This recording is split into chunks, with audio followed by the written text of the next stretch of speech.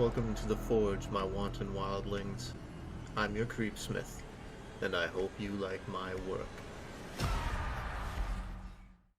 Welcome back, wildlings.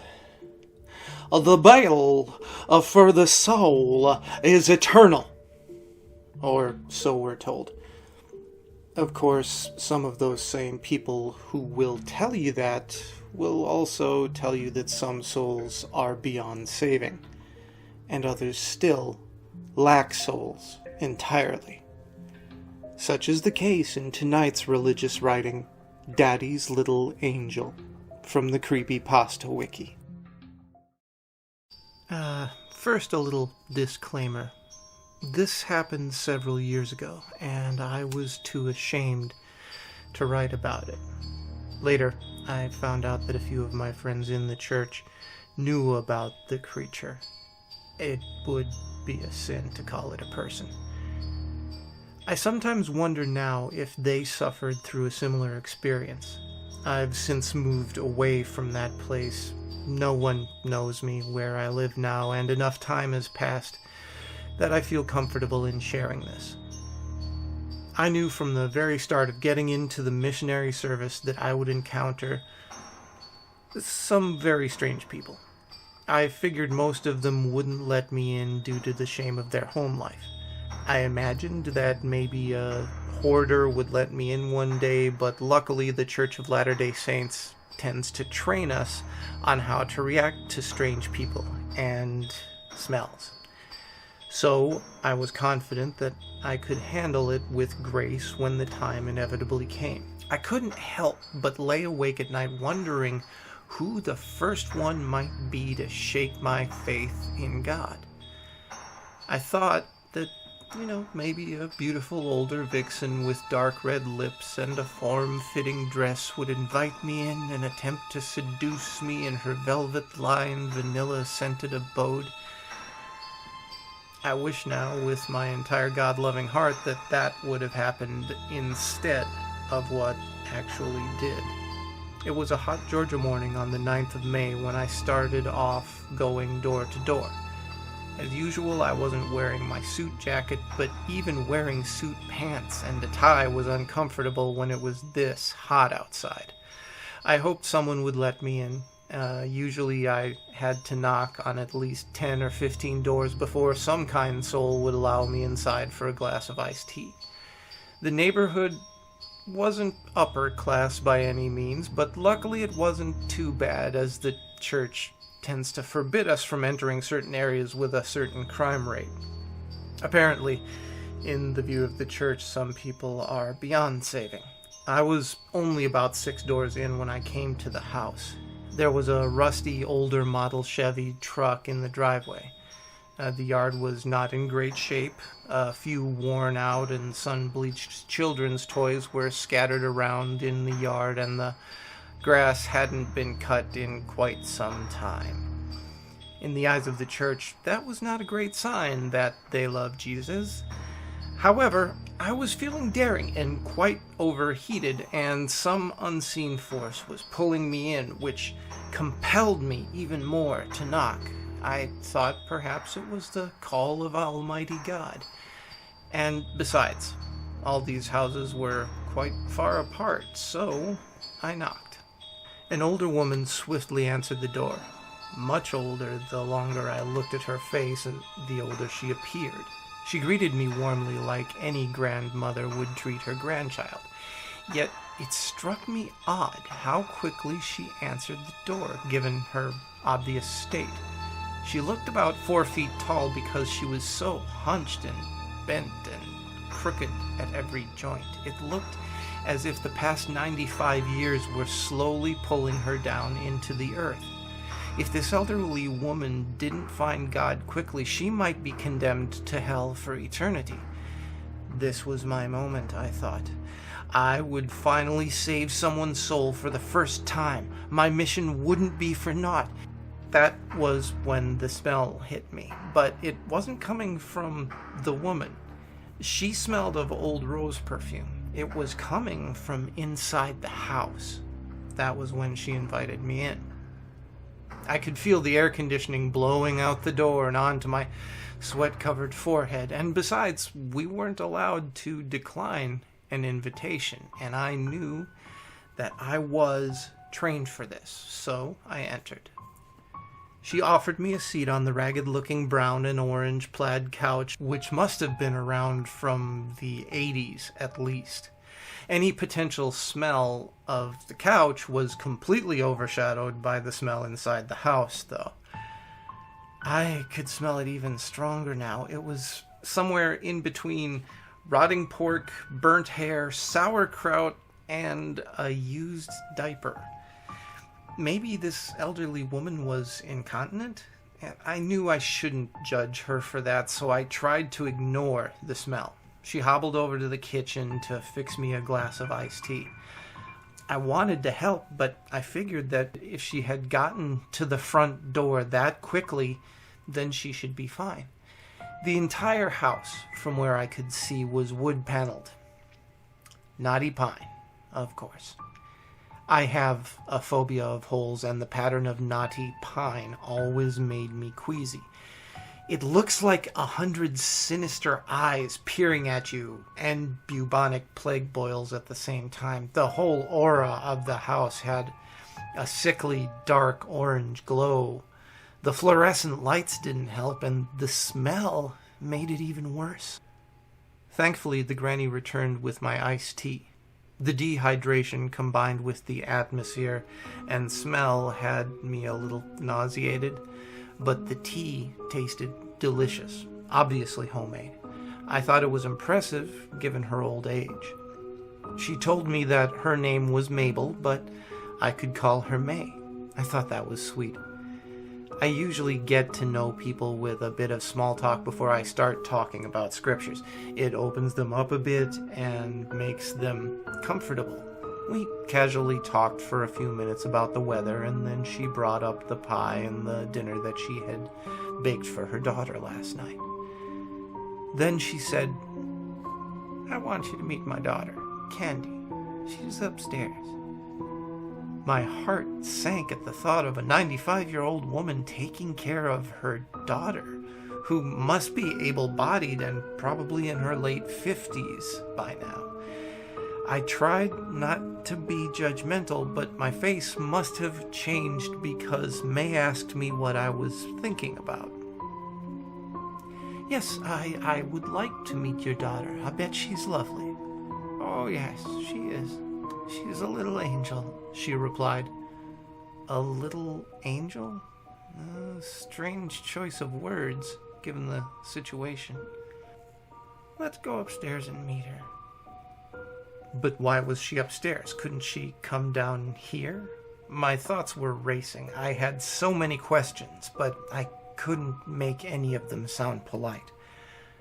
I was trained for this, though, I told myself. I could do this with a straight face, no matter what horror show I might possibly see. Maybe she's 600 pounds and can't make it out the door. Then, if she is, she needs God in her life immediately. Full of determination to save this woman, I got up. "Of course, May. Let's go up there and meet her." May led the way, and as we got to the stairs, the ungodly smell hit me like a lead brick. I became frozen in my tracks. Fear surged through my body. I was confused for a second as to where I was and what I was doing. The orange glow and peering eyes of the wooden walls made me shudder. "The Lord will get me through this," I told myself, and then suddenly I gained control of my movement. May was quick on the floor, but on these stairs she seemed to be taking her time not to fall. I thought to reassure her, "Don't worry, I'm right behind you." But she didn't speed up or respond. She didn't even seem to hear me. The lighting was dim, but there were a lot of framed photos along the hallway walls. Still, they were too dark to make out. They appeared to be family members, many of them. What sort of demonic energy was lurking at the top of the stairs, I could never have guessed, but there was obviously a human presence that I could hear moving around in one of the rooms, so she couldn't be too obese to move then. A lone cockroach ran from underneath the frame of one door to another. This was the least horrifying and most normal thing that I'd experienced thus far in this house. The little cockroach brought me back to reality. I was meant to save these women. We got to the top of the stairs, my heart racing. May reached her decrepit old hand to the door with a key. Why was the door locked? What was going on here? I was sweating more profusely than I'd been out in the 95-degree weather. As soon as the lock clicked, a voice from behind the door squealed. Unintelligible utterances and shrill, gleeful screams. A wave of relief washed over me. Her daughter was obviously handicapped. It made so much sense now. I knew I could deal with this, and in full confidence, I straightened my posture, ready to meet her daughter. "Candy," she said. But as May opened the door, the blood drained completely from my face. I almost felt my soul leave my body at what I saw. Standing at what appeared to be 6 foot even was a woman of profound weight, wearing the largest diaper that I've ever seen. Her tangled red hair was pulled tightly into 2 pigtails. This emphasized the bald spots on her head. She was so large she eclipsed the white fluorescent light beaming from the room. This sight, combined with the awful stench, must have twisted my face into a grimace, because I noticed that May was now scowling at me with a hatred that I had never experienced before. I quickly attempted to morph my expression into a pitiful smile, just to keep myself from crying. "I'll just leave y'all to it then," she said, and quickly shuffled down the stairs. Completely taken aback, all of my knowledge about how to deal with these situations disappeared from my memory. I was breathing through my mouth, but the air still tasted foul. The woman didn't take her beady eyes off me, and she looked hungry. Everything in me wanted to just run and never look back, but that was when she pulled me into the room with the strength to rival a large man's. She slammed the door behind her. I quickly looked about and sat down on a beanbag chair, hoping it would calm her down so she wouldn't hurt me. I was so flustered I hardly noticed the room. It was decorated like a nursery. There was a changing table, like for a baby, but very, very large.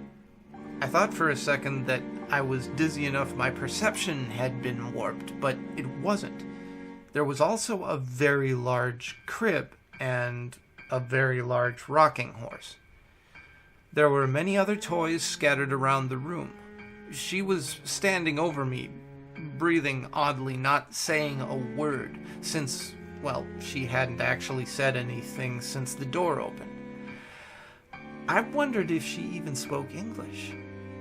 She sat down on the floor across from me. In the flickering fluorescent light of the room, I got a much better look at her face. Her forehead protruded like a caveman's, and it was emphasized by the unhealthy fat deposits on it. Her face was pockmarked and covered in tiny red zits. Her eyes were very small, dark brown, and were facing in different directions. But I knew the dominant eye was the one focused on me, unblinking. But still, the most terrifying feature was her nose. It was upturned like a pig's. It reminded me of the stories that I'd heard from other people about how demons usually have animal features like goat feet or pig faces. That thought made me feel like I was in danger, so I began silently praying. Her staring and my praying seemed to go on for possibly 3 hours, although my perception of reality was probably completely warped by the sights and smells, so God only knows how long it actually was. Then, in one swift movement, she changed direction, grabbed some toys, and started playing with them like I wasn't even there. This disturbed me somehow more than the staring. She babbled like an infant of about 2 or 3, pointlessly slamming the toys into each other with a force of a grown woman. It seemed like she was an adult, pretending to play like a caricature of a child. I had no idea if she could see out of both eyes, but the lazy eye that was facing me must have noticed that I was looking at her. She turned her fat, zit-covered neck towards me and excitedly screamed, "Daddy! Daddy! Daddy, Daddy! Yay! You my daddy now, okay?" I was never trained for this. I immediately jumped up and went for the door, but it was locked from the outside. Oh, that evil old hag had done it. She wanted me to suffer in the misery that she'd created. This monstrosity behind me noticed my attempt to escape and went straight into wailing and crying just like an infant. The extremely loud, shrill cries and screams bounced off the walls of the tiny room and into my head until it started to throb violently. Tears streamed down her hideous face and fell onto her stained adult-sized onesie, which showed every little fold of her tumorous fat and her large hanging stomach. The cries became even more dramatic with each passing second, and I became even more dizzy and nauseous. "Daddy, why are you weaving? Daddy!" I couldn't even react to this. I just furiously turned to the doorknob, trying to escape this horror. I thought about slamming my body up against the door to open it, but then I remembered that the door swings inward and I'd only make my situation worse. My energy levels dropped and spots started showing in my vision. My legs buckled and I collapsed in front of the door. "Daddy, are you okay?" The last thing I saw was the thing's face. Its pallid skin like rising bread dough, tiny eyes sunken deep into its skull, with a giant binky in its mouth. Then everything faded out and started going dark. When I came to again, everything was dark. The lights were out, but I was still in the same room. I must have been drugged by that old woman. Oh, the tea. Because I was delirious. My head hurt worse than it ever had in my life. I felt like I'd slept for 24 hours. The first few breaths I took were deliriously pleasant, thanks to the air conditioning blowing on my face, until the smell hit me again, that most grim scent. It had changed now and had more of a body odor smell and rotting cheese in the mix. Wait, body odor. I was so delirious I hadn't even noticed that the thing was laying next to me. The room was cold, but I could feel the malodorous heat radiating off it. It sounded even more non-human than when it was awake, gurgling snores and wheezing, which I thought demons must sound like when they're asleep. It seemed to be sleeping so hard that I thought I could easily make my escape now, if the door wasn't still locked. There had to be a way out. Maybe there was a toy that I could use to pry the door open. I'd barely even begun to move when I felt the bars. I was inside this thing's crib. I didn't even know how this thing worked. There was no way that I could get out without waking it up. There was one tiny window with bars on it, so I decided that I should wait until sunrise so that I could see how to get out of this. I woke up around 10 a.m., as the drugs must not have worn off yet. I lost my chance. The thing was already up and playing with its toys in the dim morning light. "Good morning, Daddy. You slept so long." I couldn't respond. The stark reality of it made me wanted to roll over into the fetal position and go back to sleep. But she wanted something from me, and she was already on her way over. "But please, I just want to go home," I sheepishly said, hoping that she would feel some sort of sympathy and convince the old hag to let me go. "We haven't played yet, Daddy."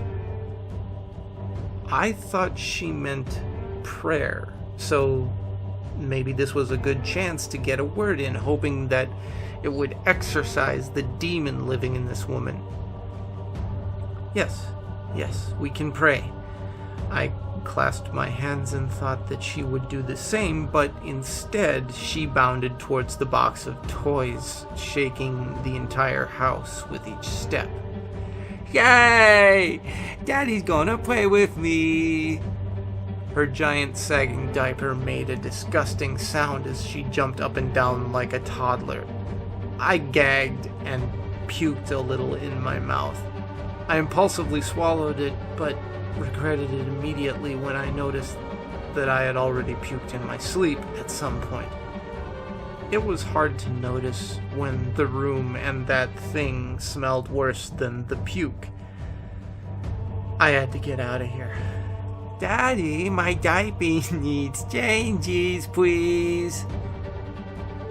Horrified, my brain short-circuited at the thought. "Change it," an old voice shouted from the other side of the door. "What?" I screamed at the top of my lungs for the first time since I'd entered that cursed house. "Change her damn diaper." I wanted to strangle her. I got up and started beating on the door, screaming for her to let me out. "Change the diaper, and I'll let you out." Filled with rage, I wanted to just break the door down, but in my weakened state, it was hard to even make a fist. I thought about killing them both, stabbing them to death with my tiny pocket knife. Then I remembered my mission. I was here because God had told me to be. This was just a test. A shit test. From God. With actual shit. If I could get through this without committing an immortal sin, then I would truly be a saint. "Okay, I'll change the diaper." Without saying anything, the thing, fully comprehending what I had just said, jumped up on the changing table and laid down, and put its legs up. The voice on the other side of the door told me to look in the cupboards under the table. In it were by far the largest diapers that I had ever seen. Powder, diaper cream, and an absurd amount of wipes. "Get to it," the voice said. "First, you slide the key under the door," I said, trying to negotiate. "Hell no! Then you'll just leave. Change the diaper first." I had no choice. I tried to dissociate myself. The sight was nightmarish, and the smell even more so. I won't get into the details. "Thank you, Daddy. I love you." I had succumbed to unimaginable psychological torture instead of just beating them both to death and hand delivering them to hell. "Now let me out!" I screamed. "Daddy, please don't leave." I had to get out. Against all odds, I heard the lock click. I was free. I slammed the door wide open only to see the old woman gone. She must have slipped into one of the other rooms at the top of the stairs so that I wouldn't murder her with complete justification. Quite smart on her part, because I would have loved to. "Daddy, no! Daddy, stay here with me!" the thing screamed in that disturbing childlike voice.